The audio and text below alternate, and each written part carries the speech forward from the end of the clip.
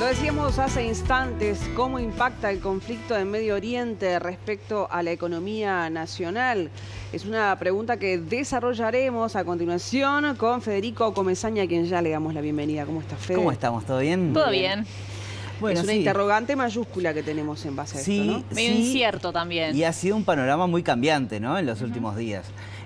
A ver, la principal consecuencia que veíamos, sobre todo teniendo en cuenta las últimas 2 semanas, era el precio del petróleo. El precio del petróleo se había disparado. Los primeros ataques de Israel e Irán fueron el día 13. El 12 el petróleo cerraba a unos 69,40 el barril de Brent.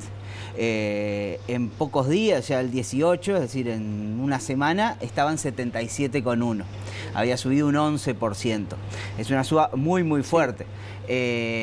Una suba que además repercute en absolutamente todo, ¿verdad? Uno lo piensa en términos del bolsillo, de lo que es ir a un surtidor de nafta. A importar petróleo tan costoso realmente repercute en la economía local. Exactamente, sí. Si no es en el bolsillo de uno, va a ser en las cuentas públicas, y ANCAP tiene que absorber ese sobrecosto. Pero lo cierto es que este fin de semana tuvimos la intervención de Estados Unidos e incluso la aprobación del Parlamento iraní a cerrar el estrecho de Hormuz, que, como comentaban hace un rato, es un punto de acceso fundamental para la ruta del petróleo a nivel internacional. 20% del flujo de crudo pasa por ese pequeño estrecho de 33 kilómetros en su distancia más corta navegable. Entonces, pero sin embargo, pasaban las horas y el Consejo Nacional de Seguridad de Irán no daba el visto bueno al corte del estrecho. Pasó un día y esa noticia nunca llegó. Sí. Entonces, ¿qué pasó? Lo que era el gran temor que tenían los mercados respecto a la evolución del crudo, que hubiera un faltante importante, una reducción de la oferta que llevara a ese aumento de precios, que justificaba ese aumento de precios, al final terminó perdiendo probabilidad.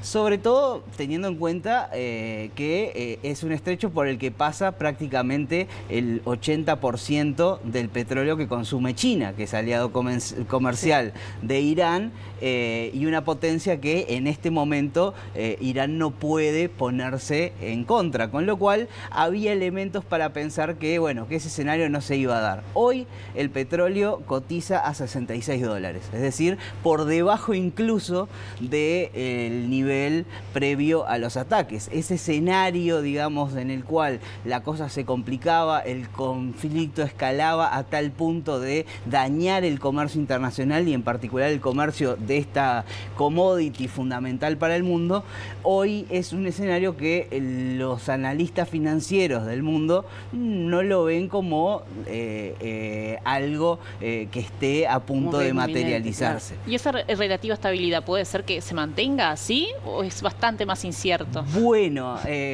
justamente ahí está el punto, ¿no? A ver, este petróleo en estos precios está por encima de los valores de abril y de mayo, de todo abril y de todo mayo. Ahora, es muy similar a los valores de marzo de este año, con lo cual no es un escenario absolutamente desconocido, no es un escenario alto.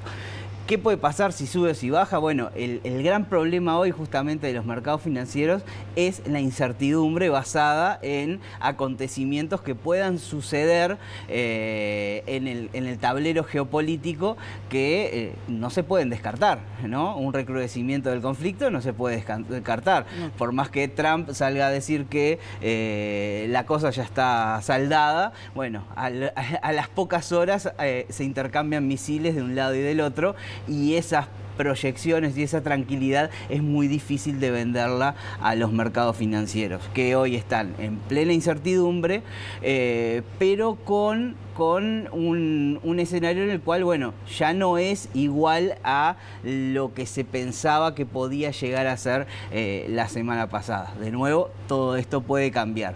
Ese es el principal elemento. Después, sí, los mercados están atravesando un momento en el cual, por ejemplo, el dólar ha perdido mucha fuerza a nivel internacional y sigue perdiendo.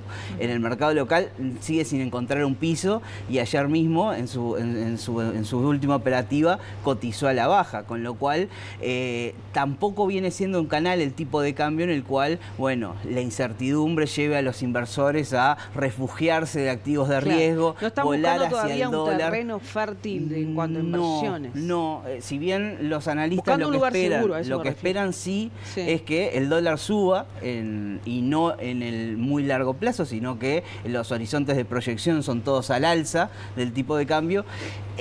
Con esta incertidumbre a nivel internacional parece muy difícil pensar poder invocarle a cuándo empieza a subir y a qué velocidad. Pero sí es cierto que no parece un escenario para quedarse un dólar tan débil como está en este momento. Hasta ahora lo que viene moviendo más la aguja, sobre todo del tipo de cambio, tiene que ver con otro tipo de guerras, no en las que se intercambian misiles, sino en donde se intercambian impuestos y aranceles, que es la guerra comercial. Precisamente, ¿eso podría impactar luego en la inflación realmente en el corto o mediano plazo? Sí, el gran motor, digamos, que hoy está moviendo la cuestión y sobre todo las proyecciones macroeconómicas, tiene que ver con la inflación internacional. Es una de las grandes incógnitas. ¿Cuánto van a subir los precios? ¿Tiene tendencia al alza en este caso? Tiene tendencia al alza por justamente la carga de aranceles adicionales que se están generando continuamente, aunque todavía con esa incertidumbre no saber hasta dónde lo que anuncia el presidente de Estados Unidos efectivamente se va a materializar o no. Ha anunciado aumentos de aranceles muy pero muy altos y con relativa generalización en el comercio internacional, que después ha dado marcha atrás y lo ha convertido en un escenario de arancel base del 10%. Obviamente todo arancel aumenta, se termina trasladando al bolsillo de los consumidores, a través de eso a la inflación. Eso hace que los bancos centrales tengan que aumentar o mantener altos las tasas de interés. Tasas de interés altas no ayudan al crecimiento de las economías y por tanto al dinamismo mundial. Ahí hay todo un canal de transmisión de estas cuestiones a la economía real y al resto de las grandes variables. Se generan menos empleos, hay menos inversión. Entonces, ese es el gran desafío que tiene hoy el mundo, el hecho de entender cómo se van a interiorizar en las distintas economías este nuevo escenario global en el cual hay inestabilidad por cuestiones bélicas, pero también hay inestabilidad por los cambios de las reglas de juego en el comercio internacional, que hace que sea más difícil comerciar y se tenga que hacer a precios que a los consumidores llegan más inflados de lo que venían antes. Fede, sé que son escenarios distintos, pero te quiero preguntar ya para finalizar. ¿Se puede hacer un paralelismo o tomar como referencia lo que pasó en nuestro país y los impactos o efectos que provocó la guerra entre Rusia y Ucrania?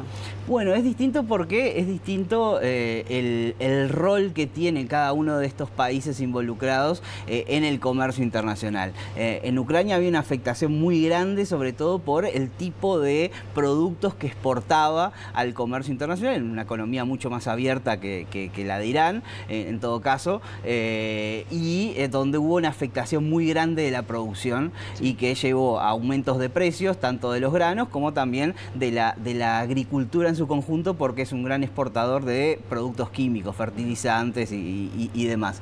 Eso hoy no se está viendo en este caso. El ojo, digamos, del mundo está puesto justamente en la importancia que tiene Irán por su posicionamiento geográfico y cómo puede llegar a afectar flujos comerciales importantes. No solo del petróleo, el petróleo sí es fundamental, el gas natural también, que pasa por ahí, pero también es cierto que por ese canal pasa una parte importante del comercio internacional, sobre todo desde y hacia los países árabes, que bueno, podría terminar redundando en un encarecimiento de la logística internacional que afecte a todos los productos del mundo. No sería algo tan focalizado como en el caso de Ucrania, pero sí es cierto. Y además, si involucra esto a Estados Unidos, estamos hablando que la economía estadounidense va a tener que, si esto escala, ¿verdad? Va a tener que desviar un esfuerzo y energías y recursos muy grandes hacia un evento que, bueno, va a llevar a que lo sufran la economía real y por lo tanto afecte la capacidad del mundo para seguir creciendo. Perfecto. Clarito tus conceptos, como siempre. Fede, por ahí te agradecemos. Que pasen lindo. Hasta Nos luego. vemos pronto. Hacemos una